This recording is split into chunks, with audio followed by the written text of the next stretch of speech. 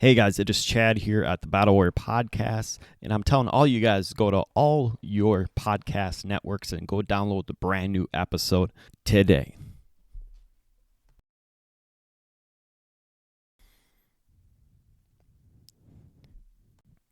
Hey guys, it is Chad here from the Battle Warrior Podcast, and I'm just letting all you listeners know that the Battle Warrior Podcast episodes will be available across all podcast platforms, guys. So sit back, relax, and enjoy this brand new episode today.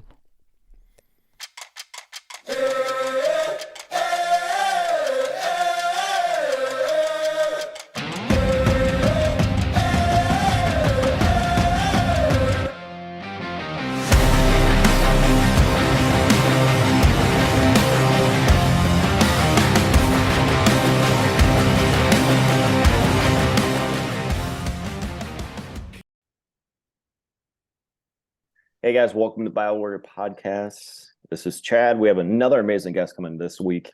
We have Nathan. I'm butchering his last name here, man. But Gutierrez, right? Gutierrez, yes. Gutierrez. Okay. And guys, this is going to be an amazing story. Like I said, we're all a lot of the podcasts are built on perseverance and getting back up. And a little bit of self-help in there, a little bit of fun. But this one's definitely perseverance and resilience and getting back up here, guys. So Nate, welcome to the show. Thanks for having me, Chad. Appreciate it. Absolutely, and I appreciate having you on this side, guys. So this story is a little bit fun, and I have his profile on my side, and I'm gonna stop talking here pretty quick here because I want to know about his story. But this one came through a phenomenal friend of ours. He's like, dude, you gotta be on the show. I'm like, absolutely, bring him on. So please explain to my listeners not exactly, but the long history of your perseverance. Well, again, I'm glad to be here. So again, my name is Nathan Gutierrez, live in California. I was born with a disability called Spina Bifida, and it's a neural tube defect. It is, as far as I know, it's still considered the most common birth defect in the world. And so basically what it is in a nutshell, I could get real technical, but for most people, what it is I was born with a hole in my spine at a certain level. And for me specifically, it was at L1. So it's a little bit above the tailbone. And what happened was when I was born, I wasn't kicking. So the doctor was checking me out, flipped me over, found the hole in my back. And within that hole, he could see the spinal column and the damaged nerves in that area. And so based upon what those nerves controlled is where the damage occurred.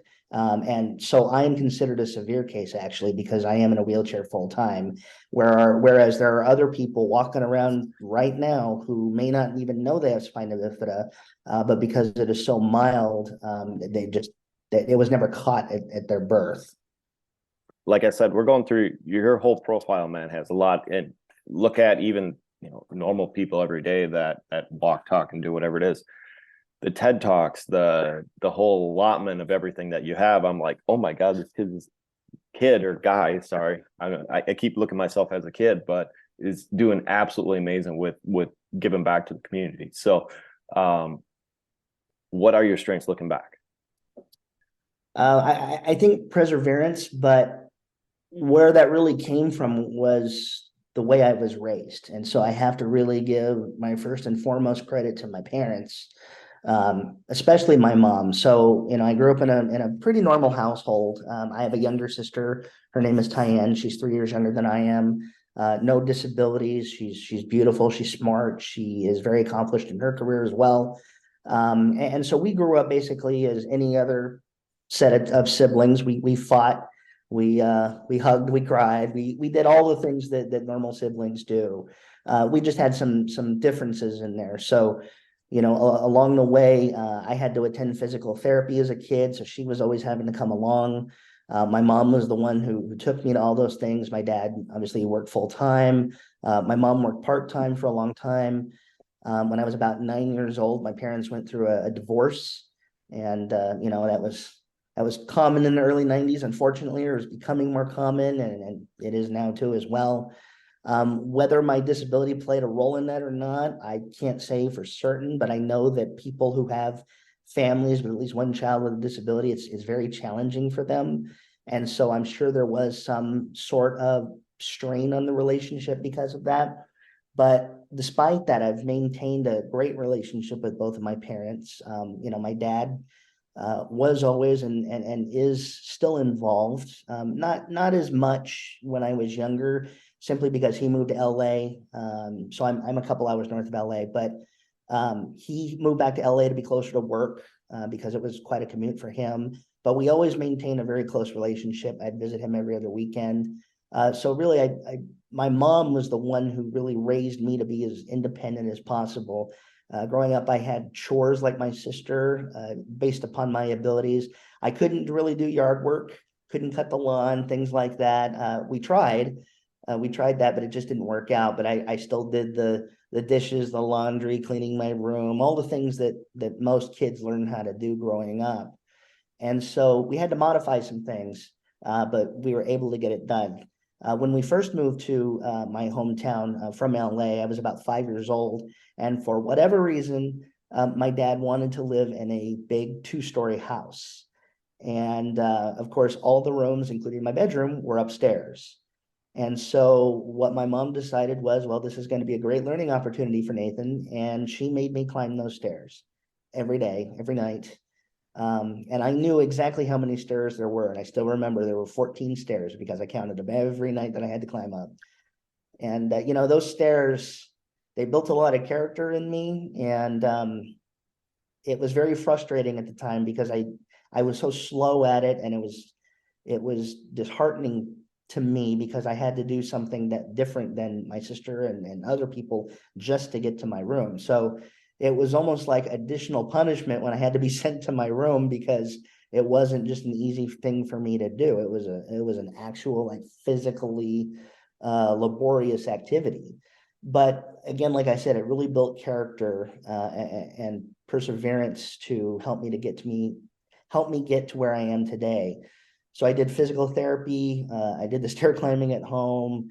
I played wheelchair basketball as a kid, starting at about 6 years old with an adult team. So my mom was always very, very good about getting me involved in activities to where I can be out in the community, interacting with my peers who also had disabilities, and then also interacting with peers who did not have disabilities. So I'm comfortable in either setting. So I know that was kind of a long answer, but to really get back to what you were asking, my parents were the first and primary reason that I am here today, and are the reason why I turned out the way that I did. Secondly, I will definitely mention God, because I am a Christian, and God was really the one who pushed me and still pushes me to this day. He's my everything, because there have been times when I felt like I wanted to give up because of the faith that I have in him and Jesus, and the faith that my parents instilled in me. That's what keeps me going even to this day. Yeah, absolutely. And I tell everyone straight out, I'm a born again also. I do fight at times finding a pendulum, trying to find your own personality in there. And I explain it this way, like, I'm not a full, and I think people that are in this environment can kind of catch where I at. Like, there's people at every stages, and there's people, especially like I'm at a beautiful church, but I'm not a full-fledged church person where it's like everything is church. And I'm also, like I said, I also teeter with my old life, not in and out of it. But to me, I look at a spectrum and say, okay, where do I fit in the middle today? Where do I turn one way? And just the best way to explain it is finding your own path with him. And the best word I learned from a friend of mine yesterday is like, dude, you are the church. He's given you these gifts for specific reasons. You are the church. Go show people. Not, you don't have to be this perfect person over here. You don't have to be your old person. Just be the church and show the gifts that it is, because I'm fighting a little balance lately. And just like, that's part of our walk. And you could probably sit there and say the same thing, where you have to be a David and just kind of build your own path in that walk. So. No, absolutely. And I think it's okay to question situations, question obstacles that we face in life. I know I have many times, And for a long time, my disability, my paralysis was the biggest obstacle to me. I wanted to grow up. I wanted to be a tall basketball player. I wanted to dunk the ball, and that's just never going to happen for me. But for a long, long time, that was my goal. And I remember growing up and just crying and getting frustrated because I wanted that more than anything, because I felt that my self-worth was going to be in that ability to play basketball, to be a tall guy, to dunk, to get the love and respect from people. And then as I got older, I realized that's not the truth, and that God has already given me everything that I really need. And as long as I lean into him and depend on him for everything, that's it. That's everything. And again, like you were saying, I still question at times because I've been through other things between my birth and now, that some are related to my disability and some aren't. But I figured that, well, we're talking about the God of the universe, and he's strong enough. He can take it, when we're angry with him, and yet he still comes with us with love and unconditional love and compassion. And, for that, I'm grateful. Yeah, and absolutely. And I'm sitting in the same spot that you're sitting at with that too. And the best word I'm gonna say is you sound like you're sitting in peace. Like peace of, okay, this is what the gift he's given me. So now I'm using it to my best of my ability. Peace for me comes and goes in waves, to be honest. A lot of people, especially those who are out in the public eye, whether they're, athletes or actors or speakers, a lot of them portray that everything is great and perfect, and it's not. And so I really respect those individuals who say, look, I'm coming to you. Yes, I'm in this position. I'm fortunate to be in this position to speak with you, but I'm still a mess in a lot of ways, and I'm still trying to overcome a lot of what I deal with. And in that, I'm also trying to help other people do the same. So it's not that we are better than the other people at all, because we're not. It's that we're all in this together. And if I can do something to help the audience, whether it's those listening to your podcast or people who are in the audience when I'm speaking, even if I change one person's mind or life for the better, then it's worth it. Yeah, and absolutely. And it's kind of quite funny because we're on the same wavelength right now, especially what I said yesterday on my post. Friends in the circle that are on stage. I know friends on the circle on the stage. The number one thing that I've noticed in the last couple months is, and the thing, this is just a saying that's stuck in my mind, but it's completely true. Like, and you explained it.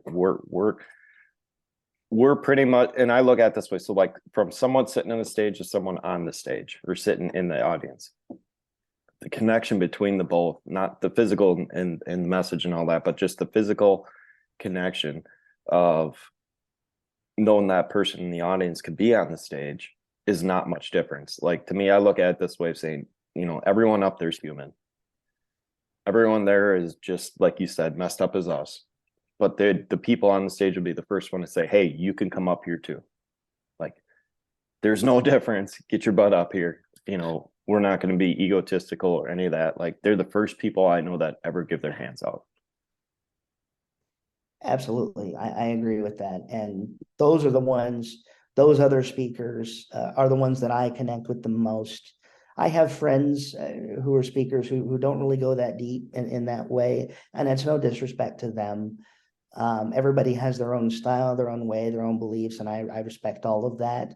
But I really personally connect with those who show vulnerability and strength through their vulnerability as well. And I think that that's important, to be authentic when trying to help people, whether it's an intentional coaching or whether it's just spreading a message on stage or on a podcast or even having a one-on-one conversation with a friend. Absolutely. And I was going to say, like, life changes when you notice that. Absolutely. I've been on both sides of that equation, and I'm sure you have too, to where I've hopefully inspired other people, and other people have definitely inspired me. Now, with that, I will say that, especially with the current environment we're living in, I don't look to be an inspiration for other people intentionally. I get up and I I get ready for my day just like everybody else. I mean, I may do certain things a little bit different. It may take me a little more time, but in most ways, I'm just like everyone else.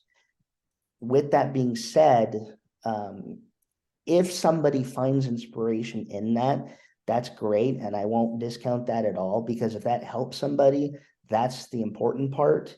But I am not intentionally looking to go out in the world and say, hey, look at me. I went to school, or I'm going to work today. Be inspired by me. That's just not how it works for me. And so the reason why I bring that up is because I've heard and I've had conversations with people, both whom I know and whom I don't, who say, well, I'm absolutely against people who want me to be inspiring to them. And I'm not wanting to be inspiring to them. I'm just wanting to be me. And I think there is a fine line, because if we want to be inspiring to other people, or if we inspire other people rather, it's not up to us to define what that looks like or what that means. It's up to the person who finds the inspiration in that for themselves. So again, if I'm just carrying on in my life, doing what I do, and you and anyone else, the same thing in your life, and somebody finds some inspiration, then that's great. But as long as we're not doing it intentionally for the purposes of boosting our own ego, then I'm okay with that. Yeah, and that's where I'm going to add in my second gift. I discovered I love and don't love running, because I do marathons, and a friend of ours too also did, I think, marathon or two, the one that referred you to me.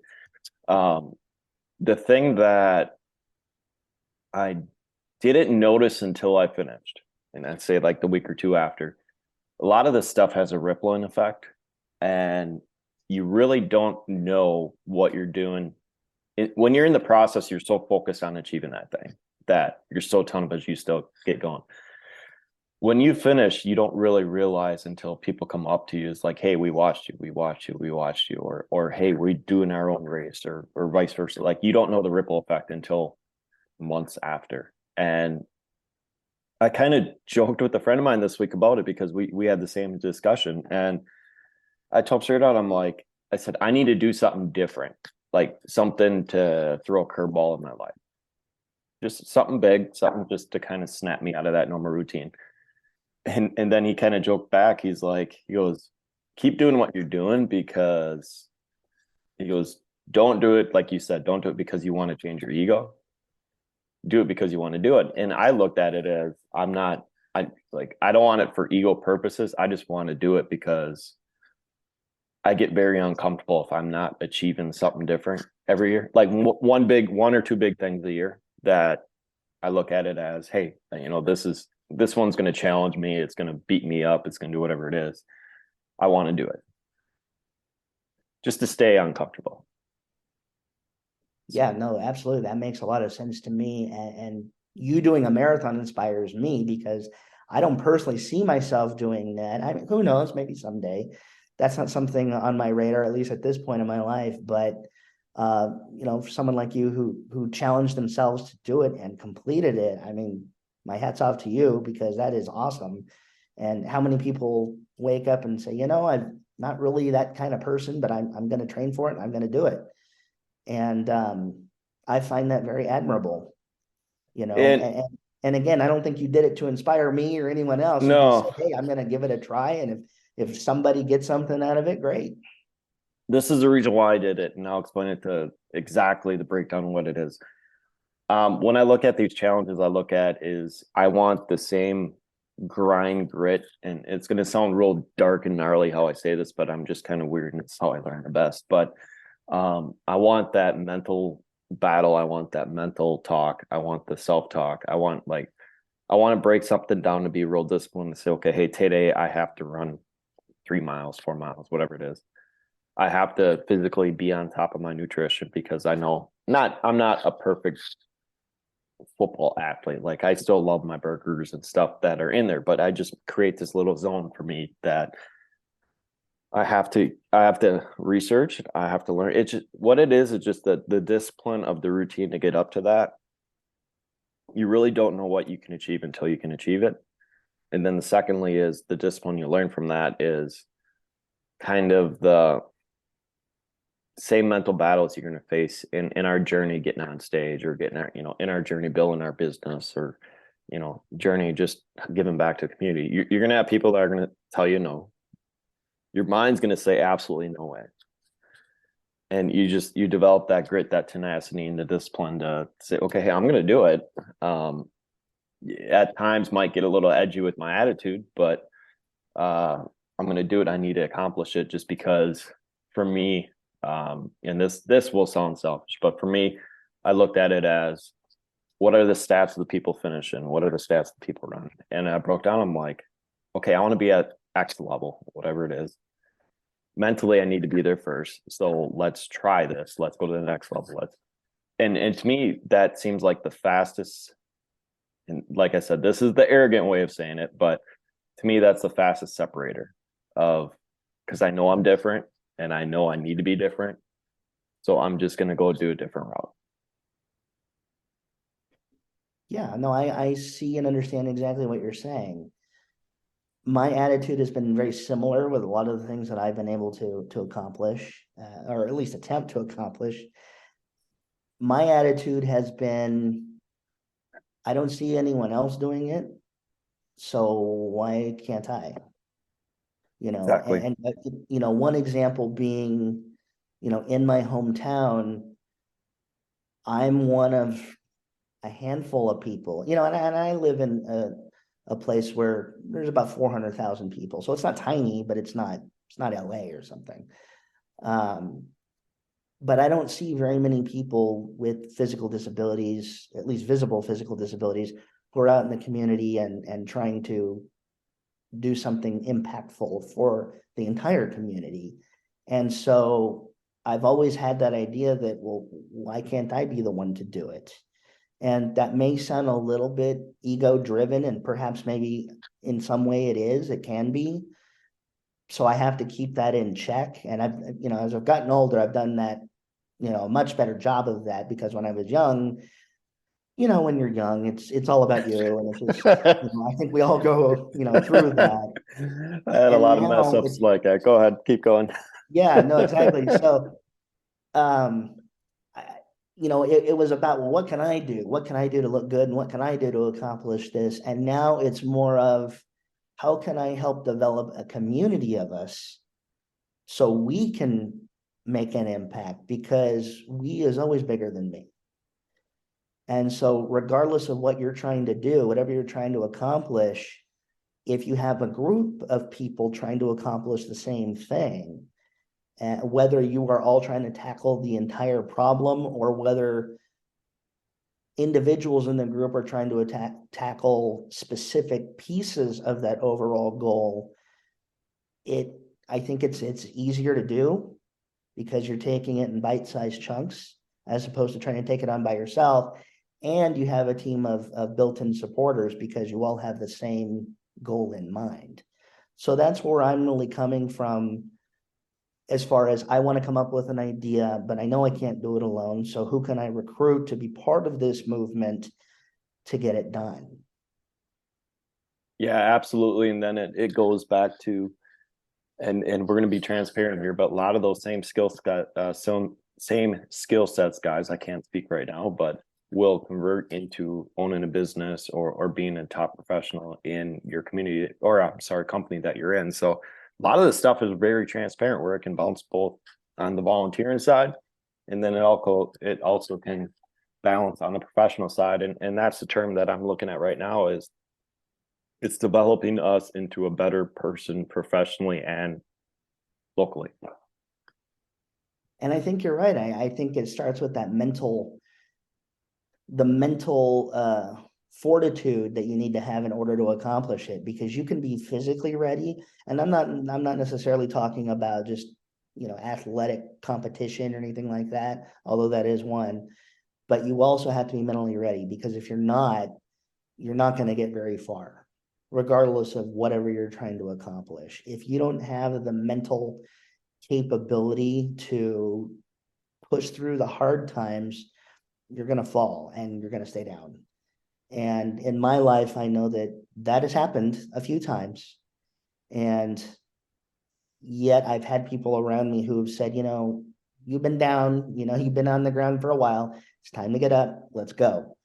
And, I can speak to a few of those examples, but um, again, it goes back to my faith, my parents, my few close friends who've really been the ones who've picked me up and encouraged me to keep going. And so, I'm at the stage of my life now to where I'm shifting to be that for other people. Yeah, and I don't want to say we don't even know when that occurs. It's just a matter of God saying, "Dude, you're ready. Let's go." You don't even know, like, transitioning where we're just so used to living, and I'm gonna say we, and I'm gonna speak to all of us that are kind of in this seek further challenging type mindsets, like the go-getters and all that stuff. But we lay it down to make ourselves the best person we can be, like mentally, physically, spiritually, whatever it is. Like, we're always challenging ourselves to get better at that. But the time we know we need to turn back and reach back and lift people up and spotlight, but you don't even, like, you can't even plan for that situation. It's someone be like, "Hey man, what's going on? I have a question to ask you," whatever. All of a sudden you get dropped into that, and then it clicks. You're like, okay, hey, be positive, be courageous, just say, "All right, guys, you can do it, keep going." And to me, I think, and add in if you want to on this, but to me, it's almost more rewarding to watch someone that literally came from nothing, and now they're working out, or now they're giving back in the community. Now they found their gift, and they're locked and loaded and trying to be the best person they can be on that gift. Oh, absolutely. And I think a lot of times too, those individuals that you're referring to end up in situations that they didn't plan on ending up. And whether it's through bad choices that they made, or whether that was just something happened in life and it was nobody's fault, it just happened and there they are. And so, going back to my birth, I mean, that was nobody's fault. Nobody did anything. It just happened. And so that was something, I guess you could say, I've grown used to over the years, because that's the only thing I've ever known. There was a situation when I was in my early 20s that I wasn't expecting to ever happen. And I remember this vividly. So I was in college at the time, and I remember I was waking up every morning, and after sleeping 10, 12 hours, I mean, a long time, and I was getting physically sick. And that was my life for about 2 weeks. And finally, my mom, I was living at home at the time, she said, "I know you're an adult, but there's something wrong and you need to go to the hospital. I'm going to take you." Well, that ended up saving my life, because I found out that my kidneys were failing. And, I'd never done drugs, never been into drinking, anything like that. So it was not something that I caused. It was actually a side effect. I don't know if you want to call it a side effect. It was part of my disability in my case. Now, it doesn't always happen in spina bifida, but in my case, my kidneys were never great. We always knew this, but I didn't think they were going to fail on me, especially in my early 20s. So I'm sitting at my dining room table one day, not feeling well, go to the doctor. They find out my kidneys are failing. And then that night I'm in the emergency room. And the next day I started dialysis. I did that for 3 years. So my life changed in an instant for that long. And I know a lot of people, probably a lot of people listening today, that may have gone through something similar. So I know I'm definitely not alone. And I have many, many friends who have been through things like that, life-changing events. So I did dialysis for 3 times a week, 3 hours a day, while still in college. Full transparency. It's not something I'm proud to say, but at least I finished. It took me 9 years to get my bachelor's degree. And so I finished it though. And part, at least half that time I was going through this mess. And I would literally go Mondays, Wednesdays, and Fridays to dialysis for 3 hours. I couldn't eat because it made me sick. And then from there, I'd have my entire arm just bandaged up. And then I would drive across the street to my university. I'd go to class, and then I'd come home and do a little homework and fall asleep. And I did that for about a year and a half. And then I almost passed out on campus going to class one time. And I said, I can't do this anymore. So I left school for about a year and a half, went through transplant. There was an insurance battle there. It was a whole thing. And ended up meeting somebody from the Bay Area, a mother-daughter. They had a kidney transplant at Cedars-Sinai in Los Angeles. That's the celebrity hospital. And so they said, you need to get down there. And so I went, I got tested. That was about another year and a half. And then I finally had the transplant. My dad was my donor. We were different blood types, so it took some time. And that's the other thing. I want to give a shout out to my team at Cedars, because they came up with a protocol to where you don't have to be the same blood type to do a kidney transplant. And a lot of people don't know that these days, but it saved my life. And after I had the transplant, this was in March of 2009. I went back to school in August, and then I graduated the following June, 9 years after I started my college journey. And it was a very proud moment because of everything that I'd gone through. But it all started with my faith and my mental grit that I had to develop over the years. And you know what's interesting, Chad, is that my disability, the paralysis, once I was diagnosed with the kidney failure, became secondary. I didn't worry about that as much anymore. That was a very small piece of my concern at that point, because it was either you live or you die at that point. And so that became the focus. And ever since then, I think I've really learned that, the paralysis is not, the physical paralysis is not the problem. It's the mental paralysis that I think stops a lot of us from achieving what we want to achieve. So I'll say this, that if you are out there listening right now and you're struggling with something, your mental paralysis will paralyze you more than my legs paralyzed me. And so please find people out there who support you, who love you, who can get you out of that depression, that hole that you may be in, that doubt that you're suffering from, because it is possible to pull yourself out and to thrive. And you know what? This experience has made me a better person. Absolutely. And I can contest to that. And I'm not going to go in depth of it because some people heard my story, some people have not, but this isn't the right time to say it. But yeah, I look at these situations, and I'm sure you're the same way, of saying, yeah, when it gets tough, all of a sudden my mind goes, what do I need to learn? What's the lesson behind this? And once you start flipping that perspective of saying, why me, instead of, why is this occurring? Taking the spotlight and kind of shifting it the other way. And it's probably the same thing with you, where you look at it and say, okay, hey, I've learned this from this situation. So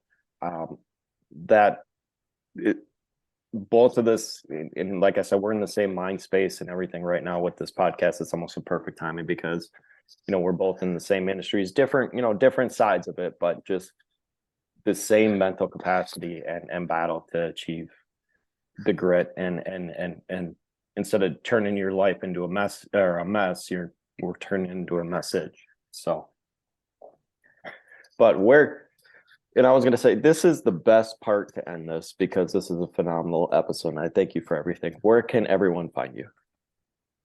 Well, thanks again. So I have a life coaching website. It's called Wheel Life Coaching. So it's Wheel, and that's WHEELL. So there's two L's, IFE coaching.com. Okay. Wheellifecoaching.com. Awesome. Thank you very much for this. Yeah. Thanks, Chad. I really, really appreciate it. And, I think what you're doing is phenomenal. And if there's anything I can do to help you and your audience, please let me know. Absolutely, man. Thank you very much. All right.